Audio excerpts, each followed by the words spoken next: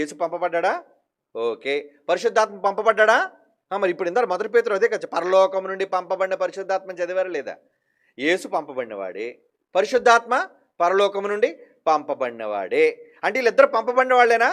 Yes. అంటే వీళ్ళిద్దరు పంపబడిన దేవుళ్ళు అయితే, ఈ పంపబడిన దేవుళ్ళకు సుప్రీం ఉన్నాడు, ఒక హెడ్. ఎవరు? ఆయన ఏమన్నాడు చూడండి, అది యేసే ఒప్పుకున్నాడు.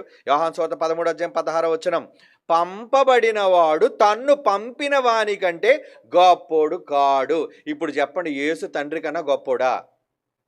యేసు యెహోవా కంటే గొప్పోడా? కాడు. పరిశుద్ధాత్మ దేవుడు యెహోవా కంటే గొప్పోడా? కాడు.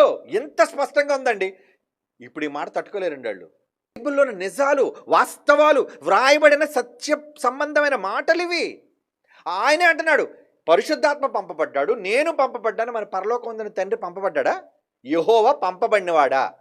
ఆయన ఎవరు పంపారు? పంపితే ఆయన గొప్పడవుతాడు. యెహోవాను పంపినడు గొప్పడవుతాడు, కానీ యెహోవాను ఎవరు పంపలేదు, ఆయన ఉన్నాడు. కనుక ఇప్పుడు ఫాదర్ సుప్రీమ కాదు, అందుకే ఆ పేరు మొదటే పెట్టారండి. Father is supreme.